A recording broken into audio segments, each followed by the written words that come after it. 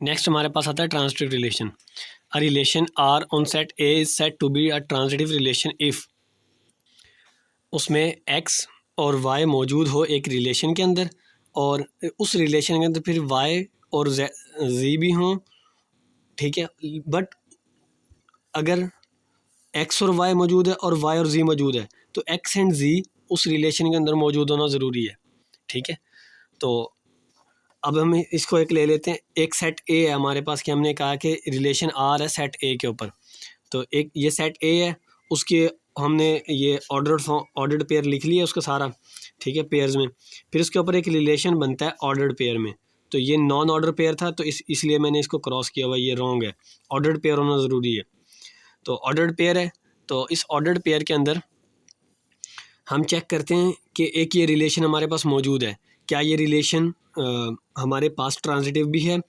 एक इम्पॉर्टेंट बात है कि कोई भी रिलेशन हो वो ट्रांजिटिव बाय डिफ़ॉल्ट होता है, हम उसको नॉन ट्रांजिटिव होना चेक करते हैं, ठीक है। नॉन ट्रांजिटिव होना कि अगर एक्स एंड वाई मौजूद हो और वाई और जी मौजूद हो और एक्स और जी मौजूद ना हो तो वो नॉन ट्रांजिटिव हो गया। अगर वो एक्स एंड वाई है बट वाई एंड जी नहीं है तो भी वो ट्रांजिटिव है, और अगर वाई और एक्स और वाई भी नहीं है तो भी वो ट्रांजिटिव है, बाय डिफ़ॉल्ट ट्रांजिटिव है वो। तो हम सिर्फ नॉन ट्रांजिटिव होने के लिए उसको चेक करते हैं। अच्छा जी, R1 हमारे पास एक ये, इसको x लें और इसको y लें, तो x और y, और फिर इसको y एंड z लें, तो x और z चाहिए हमें, 1 2 चाहिए हमें, तो 1 2 पहले से मौजूद है, तो इसके इन ऑर्डर्ड पेयर का तो हमारे पास ये ट्रांजिटिव बनता है। फिर जी इसका, और फिर इसका हम लेते हैं, क्या हमारे पास ये x और ये y और फिर ये बट इसमें y कॉमन नहीं है। फॉर एग्ज़ाम्पल इसमें ले लेते हैं जी, ये x है, एक्स वाई और ये वाई जी, ठीक है। तो क्या हमारे पास इसका 1 3 मौजूद नहीं है? मौजूद है। और इसका, और ये इजाफी है तो इसलिए हम इसको चेक ना भी करेंगे तो कोई मसला नहीं है, क्योंकि हम इसको नॉन ट्रांजिटिव होने के लिए चेक करते हैं, ठीक है।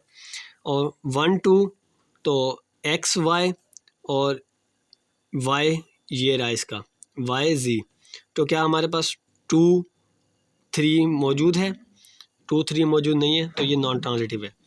इसमें आते हैं एक्स वाई, तो वाई 1 है तो इसको हम एक्स वाई ले ही नहीं सकते, क्योंकि अब हमने वहाँ यहाँ पे y को एक वैल्यू दी है तो वो वैल्यू y से स्टार्ट भी तो होनी चाहिए, ठीक है। तो हमारे पास ये 1 अब यहाँ किसी में भी डोमेन में नहीं है, तो और इस को डोमेन में तो हो सकता है बट डोमेन में नहीं है। अच्छा, फिर हम इसके थ्रू चेक करते हैं, क्या हमारे पास, चलें इसके थ्रू चेक करते हैं एक्स वाई, और ठीक है, सॉरी ये एक्स वाई है और ये वाई जी है, ठीक है। तो क्या ये एक्स और जी मौजूद हैं?